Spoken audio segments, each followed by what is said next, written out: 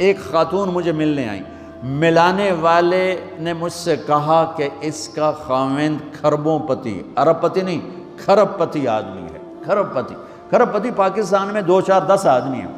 اس خاتون نے آ کر میرے سامنے بولنے سے پہلے ہی رونا شروع کر دیا، ورنہ پہلے کوئی عورت یا مرد آ کے دکھڑا سناتا ہے پھر روتا ہے، وہ روئی پہلے اور بعد وہ کہنے لگی مولانا صاحب مجھے لوگ بڑا خوش قسمت سمجھتے ہیں کہ میں بہت بڑے مالدار کی بیگم ہوں، لیکن میں لعنت بھیجتی ہوں اس کی دولت پر کہ اس کا رویہ ہی میرے ساتھ اچھا نہیں، تو میں ہیرے کے سیٹ کیا کروں، میں سونے چاندی کے سیٹ کیا کروں، میں یہ کروڑوں روپے کی گاڑی کو کیا کروں جب میرے خاوند کا رویہ ہی میرے ساتھ انسانوں والا نہیں ہے اور اس کے اخلاق اچھے نہیں ہیں، میں آگ لگا دوں اس ساری دھن دولت کو، مجھے محبت چاہیے، اخلاق چاہیے، وہ کوئی نہیں اس کے پاس۔ چند دن بعد دوسرا واقعہ سنا، ایک نوجوان بڑا خوبصورت، وہ بھی اسی طرح لیکن اتنا مالدار، کافی مالدار، وہ آ کے میرے پاس بیٹھ کے رونے لگا، مولانا صاحب اب میں کیا کروں، میری زندگی برباد ہو گئی، میرا اتنا عالی شان گھر ہے، اتنی اچھی میری کمائی ہے، آمدنی ہے، لیکن میں کیا کروں۔ یہ اسی کے الفاظ بتانے لگا ہوں، میری بیوی کی زبان 20 فٹ لمبی ہے، میں کہا رکھ دی کتنے 20 فٹ چاہتے،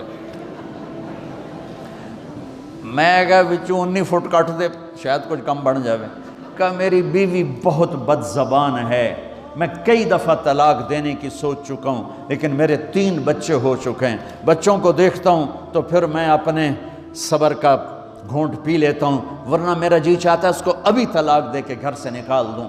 دولت بھی موجود ہے، خوبصورتی بھی موجود ہے، شکل بھی موجود ہے، عزت بھی موجود ہے، سہولت بھی موجود ہے، کیا چیز موجود نہیں؟ اخلاق موجود نہیں، حسن سلوک موجود نہیں، پیار محبت موجود نہیں۔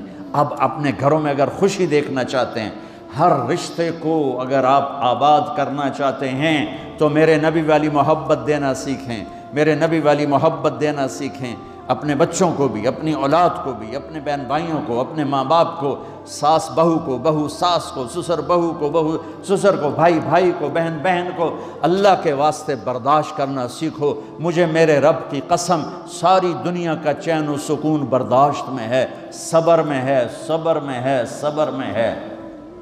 زبان ایک نوجوان میرے پاس آیا، کہا جی میری بیوی سے لڑائی ہوتی، مجھے کوئی تعویذ دو۔ میں نے کہا بیویوں پہ تعویذ اثر ہی نہیں کرتا۔ کہنے کا کیا کروں؟ میں نے کہا ایک عمل بتاتا ہوں، سنت عمل، کہ 1-2 لقمے اپنے ہاتھ سے بیوی کو کھلا دیا کرو۔ وہ کہنے لگا اس سے کیا ہوگا؟ میں نے کہا تو تم دیکھو گے، پھر میں پوچھوں گا تم سے کیا ہوگا۔ میں نے کہا یہ سنت عمل ہے، اس سے محبت بڑھے گی۔ کوئی 8-10 دن گزرے تو اس کا فون ویسے آ گیا حال احوال پوچھنے میرا، تو مجھے اپنی بات یاد آ گئی۔ میں نے کہا میری بات پہ عمل کیا تھا؟ کہنے لگا نہیں۔ میں نے کہا کیوں؟ کہنے لگا شرم آتی۔ میں نے کہا لڑتے ہوئے شرم نہیں آتی؟ کبھی کوئی کمزور سے بھی لڑتا، عورت تو بیچاری کمزور ہے۔ چلو یہاں کی عورتیں طاقتور ہیں، سنا ہے کہ بڑی شیرنیاں ہیں اور ان کے خامد سارے بکری یہ شیر ہیں، الٹا ہی کام ہے یہاں، عورتیں شیر ہیں، خامد بکریاں ہیں۔ چلو بھائی تم مہربانی کر کے اپنے خامدوں کو عزت دو، اور ان سے کہتا ہوں اپنی بیویوں کو عزت دو، محبت سے رہو۔ تو میں نے کہا بے وقوف، کبھی کمزور کے ساتھ بھی کوئی لڑتا ہے، اس میں تمہیں شرم نہیں آتی اور اس میں شرم آتی ہے؟ سنت۔ میں نے کہا چل کر اور مجھے بتا۔ کوئی 2 گھنٹے بعد اس کا فون آیا، کہا مولانا دوپہر کا کھانا تھا، میں نے اپنی بیوی کے منہ میں لقمہ جو دیا نا تو اس کا منہ وہیں کھلا رہ گیا۔ وہ کہنے لگی تو نے خود تو کیا نہیں، کسی نے تجھے بتایا ہے؟ کس نے بتایا؟ تو بتا، تیرے اندر یہ ظرف نہیں ہے، تمہیں یہ سبق کس نے پڑھایا ہے؟ اس نے کہا مجھے یہ سبق مولوی طارق جمیل نے پڑھایا۔ تو کہنے لگا میری بیوی نے ایسے اپنی جھولی اٹھا لی اور کہا مولوی طارق جمیل اللہ اس کے بچوں کو سلامت رکھے جس نے تمہیں انسان بنایا۔ میرے بھائی بہنوں صبر کرنا سیکھو۔ ہماری ایک دھوبن تھی ماسی شریفہ، مر گئی بیچاری، تو وہ آ گئی میری بہن کے پاس، چھوٹا قد، موٹی ڈٹی، تو بڑی لڑک کی، پوری شیرنی۔ وہ آ کے کہنے لگی میری بہن کو، میری بہن تو انہوں چنگی طرح جان دی ہے، بی بی آ میری نوواں بڑیاں لڑ دیا، میں نے کوئی تویز دے ساریاں میری نوکر بن جانا۔ اب میری بہن کو پتا تھا کہ وہ سارا لڑائی دا تماشا تھا، ماسی شریفہ تو شروع ہوندہ، ادو تو ہوندہ ہی کچھ نہیں، بیچاریاں معصوم جیاں چھوٹیاں چھوٹی عمر دیاں۔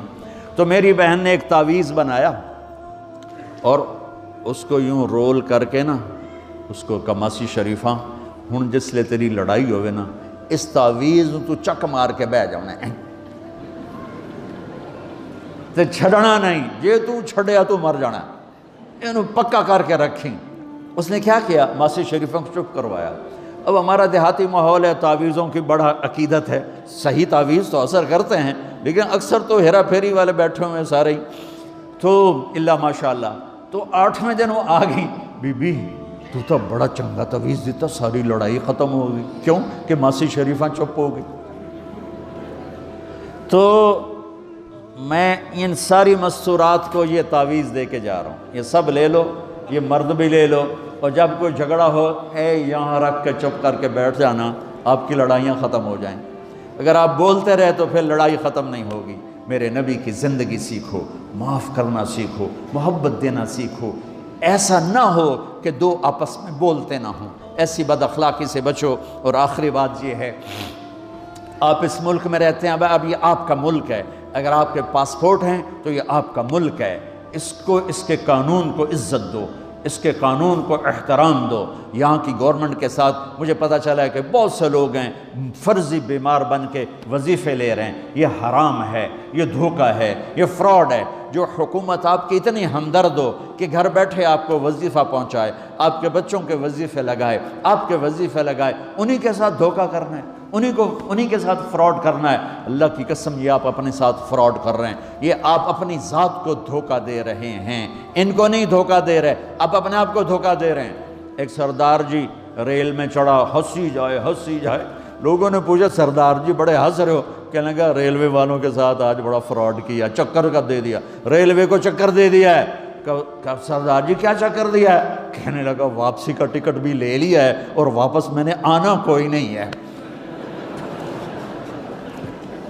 میں کہا سردار جی اپنے آپ نے چکر دیتا ہے تسی تو جتنی 2 نمبری کرنے والے ہیں یہ اپنے آپ کو چکر دینے والے ہیں۔ اللہ کے واسطے اس حکومت کا نہ ٹیکس چراؤ، نہ ایسی 2 نمبری کرو، نہ یہاں کی بچیوں کو دھوکہ دے کر کاغذ بنانے کے لیے شادیاں کرو۔ جب انگریزوں کی حکومت تھی انڈیا پر تو دلی میں ایک وہ پک پاکٹ رہتا تھا جیب کترا، اس کا چیلا شام کو 2 روپے لے کر آیا تو اس نے اس کو تھپڑ مارا، سارے دن میں 2 روپے۔ تو کہنے لگا استاد آج بڑا مال مارا تھا، ایک گورے کی جیب کاٹی تھی، بہت پیسہ تھا۔ جب میں 4 قدم چلا، سننا ذرا اس زمانے کے چور کا ایمان سننا، کہنے لگا جب میں 4 قدم چلا تو مجھے خیال آیا اگر قیامت کے دن عیسیٰ علیہ السلام نے میرے نبی کو گلہ دے دیا کہ آپ کے امتی نے میرے امتی کی جیب کاٹی تھی تو میرے نبی کو شرمندہ ہونا پڑے گا، تو پھر میں نے کہا میری وجہ سے میرا نبی شرمندہ ہو، میں نے جا کر اس کو واپس کر دیا، اے 2 روپے اپنے دے کپ کے لے آندے۔ تو اس نے اس کو 10 روپے انعام دیا کہ یہ 10 روپے تیرا انعام ہے۔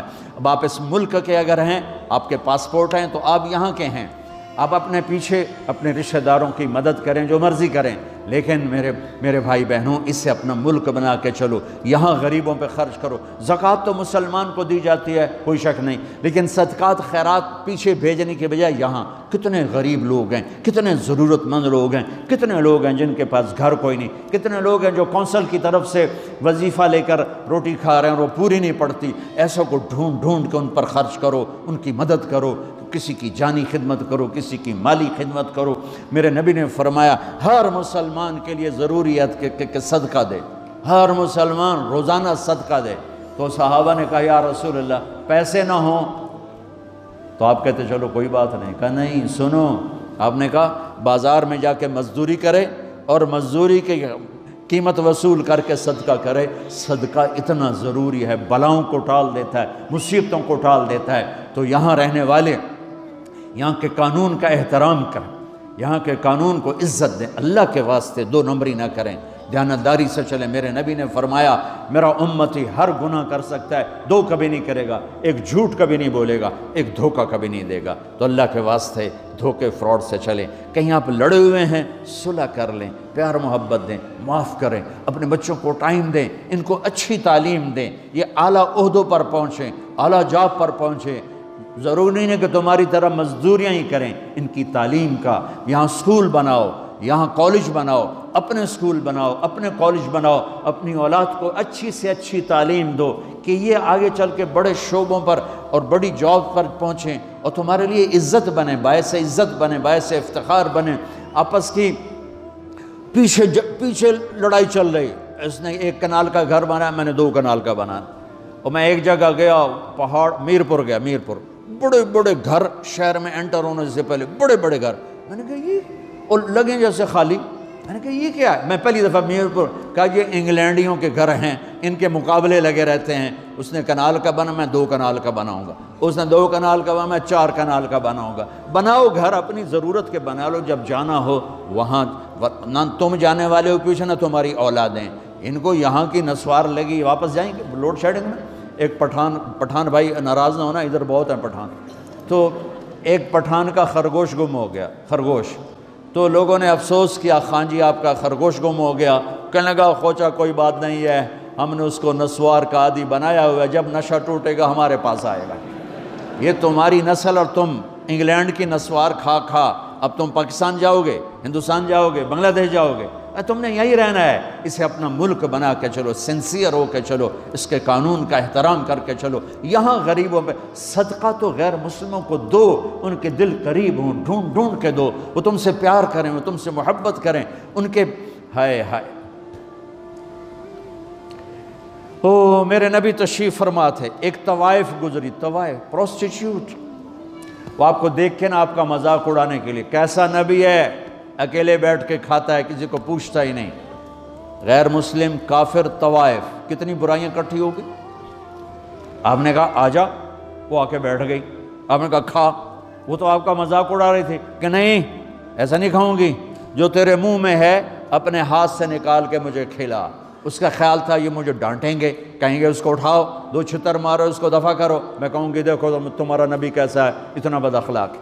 تو انہوں نے کہا نہیں، تو جو تیرے منہ میں ہے وہ نکال اور اپنے ہاتھوں سے میرے منہ میں ڈال۔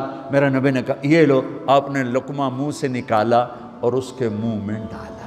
اب پنجابی کی مثال ہے، کبے نو لت لگی اور سدھا ہو گیا۔ میرے نبی کے منہ کا لعاب جب اس طوائف کے منہ میں گیا، وہ ساتھ ہی کلمہ پڑھ گئی، ایمان لے آئی اور مدینے کی شریف ترین عورت بن گئی۔ میرے نبی تو اس طرح اخلاق والے تھے۔ یہاں تو نوکر سسٹم نہیں، میں پاکستان میں بھی روتا رہتا ہوں کہ نوکروں کے برتن الگ ہیں اور مالکوں کے برتن الگ ہیں، عورتوں کی نوکروں کی پلیٹ الگ ہے اور مالکوں کی پلیٹ الگ ہے۔ میرے نبی نے طائف کے کافر آئے، روزانہ ان کے ساتھ بیٹھ کے رات کو کھانا کھاتے تھے، ان کا جھوٹا کھاتے تھے۔ یہ اخلاق تھے جس نے انہیں کلمے میں داخل کر دیا۔ نجران کے جوڑ نظر آئے گا، اور میرے رب کی سنو، ان استقالنی عقلت لا، تو توبہ توڑ کے لے آئے 1 دفعہ یا 1000 دفعہ، ایسا جوڑوں گا کہ جوڑ نظر ہی نہیں آئے گا، بے جوڑ کر دوں۔ اور یہ تیرے کرامن کاتبین کو بھی نہیں پتہ چلے گا کہ یہ توبہ ٹوٹی ہوئی ہے اور ٹوٹ کے جڑی ہے یا ٹوٹی نہیں۔ اللہ ایسی توبہ ہماری قبول کرے گا۔ جب ہو توبہ کرو، جب ہو توبہ کرو۔ تو نیت کرتے ہو توبہ کی؟ اگر ہم نے سچے دل سے کر لی تو اللہ کی قسم یہیں بیٹھے بیٹھے ہم سب ایسے ہو جائیں گے جیسے ماں کے پیٹ سے نکلے ہوں۔ اور پھر اگر ٹوٹ جاتی ہے، وہاں جا کے ٹوٹ جاتی، پھر کہنا یا اللہ میری توبہ۔ ماں تنگ آ کے شاید بچے کو مارنے لگ جائے، لیکن میرا رب کبھی تنگ نہیں پڑتا، جب بھی جھکو گے معاف کرے گا، جب بھی جھکو گے معاف کرے گا۔ اللہ تعالی ہمیں توفیق دے۔ تو میرے ساتھ کہو یا اللہ میری توبہ، پھر کہو یا اللہ میری توبہ، پھر کہو یا اللہ میری توبہ۔ اب اگر دل سے ہے تو سب معاف ہو گیا۔ آپ سب کو مبارک ہو۔